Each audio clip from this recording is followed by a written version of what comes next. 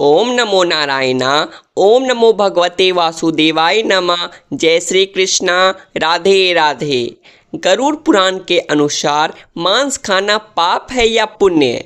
पौराणिक कथा के अनुसार एक बार जब भगवान श्री कृष्ण एक पेड़ के नीचे बैठे बांसुरी बजा रहे थे तो उनकी तरफ एक हिरन दौड़ता हुआ चला आया और उनके पीछे जाकर छुप गया। वो हिरन बहुत ही घबराया हुआ था।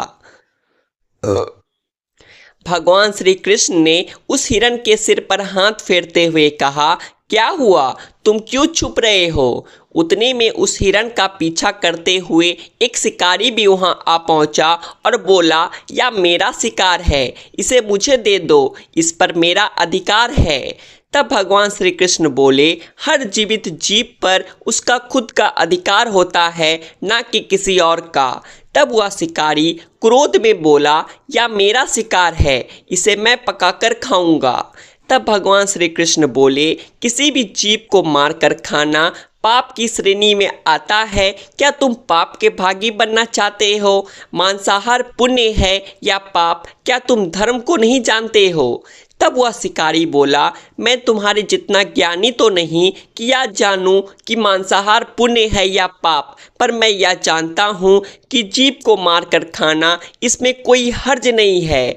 मांसाहार से तो मैं इस जीव को जीवन बंधन से मुक्त कर रहा हूँ, फिर क्यों मांसाहार से मना किया जाता है? वैसे भी मैं इसको मारकर नीच योनि से मुक्ति दिलाकर पुण्य ही कमा रहा हूँ, फिर इस पर पाबंदी क्यों?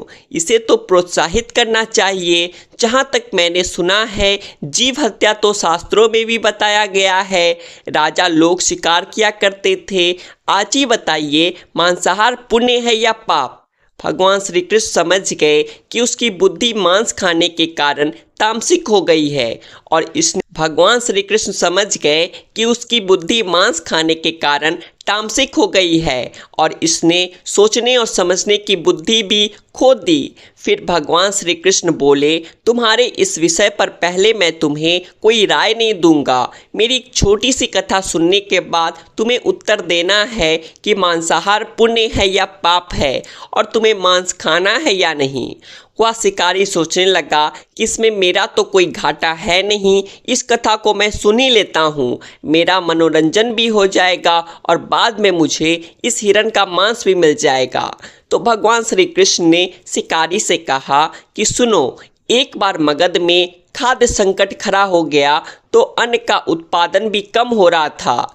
राजा को चिंता हुई कि यदि उस समस्या का शीघ्र निदान नहीं किया गया तो संरक्षित अनाज कोष भी खत्म हो जाएगा और संकट भीषण हो जाएगा। तो राजा ने अपनी राजसभा में मंत्रियों से पूछा, देश की खाद्य समस्या को सुलझाने के लिए सबसे सस्ती वस्तु क्या है? मंत्रीगण सोच में पड़ गए। चावल, गेहूं, आलू इत्यादि पदार्थों को उगने के लिए बहुत श्रम करना पड़ता है। वह तभी प्राप्त होते हैं जब प्रकृति प्रकोप ना हो। ऐसे में तो कुछ सस्ता हो ही नहीं सकता। तभी शिकार का शौक रखने वाले एक मंत्री ने सोचा कि यही उत्तम अवसर है, क्यों न अंधाधुंध शिकार के लिए राजा की अनुमति ले ली जाए। उसने सभा में कहा कि सबसे सस्ता खाद्य पदार्थ है मांस, इसके लिए धन का खर्च भी नहीं है और पौष्टिक खाना भी मिलता है। सभा में सभी मंत्रीगणों ने इस बात का समर्थन कर दिया, लेकिन मगध के मुख्यमंत्री अभी भी चुप थे। राजा ने पूछा, मंत्री आप चुप क्यों हैं? आपने कोई अनुमोदन नहीं किया, आपका क्या मत है? मंत्री ने कहा, मैं यह नहीं मानता कि यह कथन सही है कि मांस सबसे सस्ता पदार्थ है, फिर भी इस विषय पर मैं अपने विचार आपके सामने कल रखूंगा। मंत्री उसी रात मांसाहार का प्रस्ताव रखने वाले सामंत के घर पहुंचे। सामंत ने इतनी देर रात को मंत्री को अपने घर आते देखा तो घबरा गया। किसी अनिष्ट की आशंका से वह कांप गया। मंत्री ने कहा, संध्या को महाराज बीमार हो गए, उनकी हालत बहुत ही खराब है। राजवैद्य ने कहा है कि किसी शक्तिशाली देह का 2 तोला मांस मिल जाए तो राजा के प्राण बचाए जा सकते हैं। आप महाराज के सबसे विश्वास पात्र हैं, इसीलिए आपसे योग्य और कौन होगा। इसके लिए आप जो भी मूल्य लेना चाहते हैं ले सकते हैं। आप कहे तो इस काम के लिए मैं आपको 1 लाख स्वर्ण मुद्राएं भी दे सकता हूँ। एक बड़ी जागीर भी आप मांग सकते हैं। बस आप अपनी इच्छा कहे, मैं तलवार से आपके हृदय को चीरकर बस 2 तोले मांस निकाल लूँगा। यह सुनकर सामंत के चेहरे का रंग फीका पड़ गया। वह सोचने लगा, जब जीवन ही नहीं रहेगा तो लाख स्वर्ण मुद्राओं का मैं क्या करूंगा और बड़ी जागीर भी किस काम आएगी। वह झटपट अंदर भाग कर गया और अपनी तिजोरी से 1 लाख स्वर्ण मुद्राओं की पोटली लेकर आया। मुद्राएं देखकर उसने मंत्री के पैर पकड़ लिए और गिड़गिड़ाते हुए बोला, मंत्री जी, मैं आपकी 1 लाख मुद्राओं में अपनी 1 लाख मुद्राएं और मिलाता हूँ। इन मुद्राओं से आप किसी और सामंत के हृदय का मांस खरीद ले, किंतु मुझे जाने दे, या बात किसी और को पता ना चले। मैं आपसे हाथ जोड़कर निवेदन करता हूँ।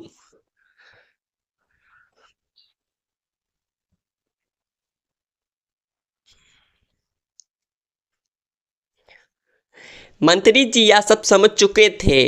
मंत्री सामंत को थोड़ी और मानसिक पीड़ा देना चाहते थे। मंत्री जी यह सब समझ चुके थे। मंत्री सामंत को थोड़ी और मानसिक पीड़ा देना चाहते थे। मंत्री ने आगे कहा, सामंत, आप शरीर से बलवान है, आपकी कदकाठी महाराज से मिलती जुलती है, इसीलिए राजवैद्य ने खास तौर पर आपका ही नाम लिया है। आपके दान से हमारे अच्छे राजा की जिंदगी बच सकती है। आप कहे तो मैं आपको मंत्री का पद देने को तैयार हूँ और खुद आपका कर्मचारी बनकर रहूँगा, पर प्रजा से हमारे राजा ना छीने। सामंत तो फंसता हुआ दिख रहा था। उसने शरीर पर अंग वस्त्र रखकर अपने जूते भी पहन लिए। जैसे ही वह वहाँ से भागने वाला था, वह तुरंत मंत्री के पैरों में लेट गया। उसने याचना की, मंत्री जी, मैं इसके योग्य नहीं हूँ। जब प्राण ही नहीं रहेंगे तो मंत्री पद का या राजा का सिंहासन भी मिल जाए तो मैं उसका क्या करूँगा। आप चाहे तो मेरा सब कुछ ले ले, पर मेरे प्राण ना ले। मैं अपना ये भवन और सारा धन आपको सौंपता हूँ। रातों रात राज्य से निकल जाऊँगा। इतना कहकर वो अपने घोड़े पर बैठने लगा और आवाज़ आई कि तुम तो जा रहे हो, लेकिन अपने परिवार को पीछे छोड़े जा रहे हो। उनका यहाँ क्या होगा। सामंत बोला, मेरे अपने प्राण से प्रिय कुछ भी नहीं है। जब जीवन ही नहीं रहेगा तो कुटुंब का क्या करूँगा। जीवन रहा तो ऐसे ही सुखी रह लूँगा। इतना कहकर घोड़े पर छलांग लगाकर बैठ भी गया। वह भी चलने को ही था कि मंत्री ने घोड़े की लगाम पकड़ ली। वह सामंत से बोला, भागने की जरूरत नहीं है, आप आराम से घर पर ही रहो, मैं किसी दूसरे सामंत के घर जाता हूँ।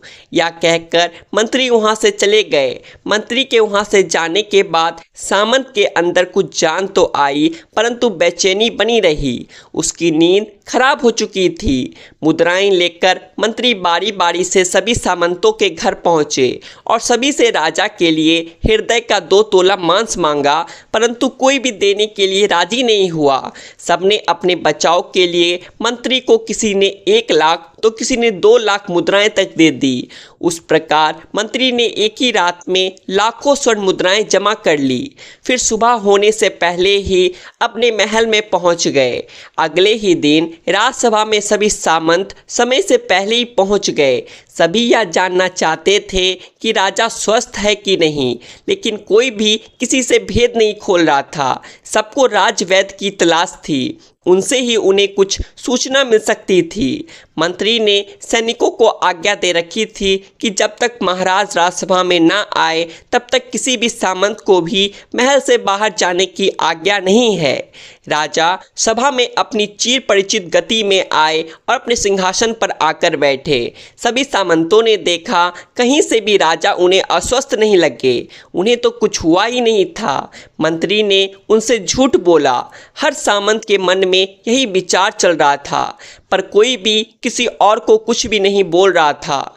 तभी मंत्री ने राजा के समक्ष 40 लाख स्वर्ण मुद्राएं रख दी। राजा ने पूछा, ये स्वर्ण मुद्राएं किसके लिए है और कहाँ से आई? मंत्री ने कहा, 2 तोले मांस के लिए इतनी धनराशि जुटाई है पर मांस नहीं मिला। अपनी जान बचाने के लिए सामंतों ने यह मुद्राएं दी है। अब आप यह विचार कीजिए कि मांस कितना सस्ता है। राजा को यह बात समझ में आ गई। उन्होंने प्रजा को अतिरिक्त परिश्रम करने का निवेदन किया और राजा के अनाज भंडार में से अनाज निकालकर श्रमिकों को दे दिया। उन्होंने पौष्टिक सब्जियों की खेती का तुरंत आदेश दिया।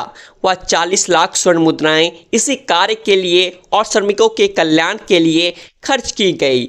ऐसे साग सब्जी तेजी से उगी जिससे प्रजा का कल्याण भी हुआ और पौष्टिकता भी मिली। कुछ समय बाद मौसम अनुकूल हुआ और खेती लहरने लगी। इस प्रकार राज्य से खाद्य संकट दूर हुआ। परमात्मा से यह ज्ञान पाकर शिकारी परिपूर्ण हो गया और उसे ज्ञान की प्राप्ति हो गई और वह जान गया कि महानता जीवन लेने में नहीं बल्कि जीवन देने में है। शिकारी भगवान श्री कृष्ण के आगे हाथ जोड़कर वहाँ से चला गया और उसने कसम खाई कि वह अपने संपूर्ण जीवन में किसी को भी कभी चोट नहीं पहुँचाएगा। भगवान श्री कृष्ण हमें इस कथा के जरिए समझाना चाहते हैं कि हमें यह ना भूलना चाहिए कि जिस तरह हमें अपनी जान प्यारी है उसी तरह सभी जीवों को अपनी जान प्यारी होती है। तो दोस्तों, आज के लिए बस इतना ही। आशा करता हूँ आपको श्री कृष्ण की यह कथा अच्छी लगी होगी। तो ऐसी ही और कथाओं को सुनने के लिए वीडियो को लाइक कर लीजिए और आपके अपने चैनल आध्यात्मिक संसार को सब्सक्राइब भी करिए। हम फिर मिलेंगे आपसे ऐसी ही एक नई आध्यात्मिक कथा के साथ। तब तक के लिए बोलिए जय श्री कृष्णा, राधे राधे। मंत्री जी यह सब समझ चुके थे। मंत्री सामंत को थोड़ी और मानसिक पीड़ा देना चाहते थे। मंत्री ने आगे कहा, सामंत आप शरीर से बलवान है, आपकी कदकाठी महाराज से मिलती जुलती है, इसीलिए राजवैद्य ने खास तौर पर आपका ही नाम लिया है।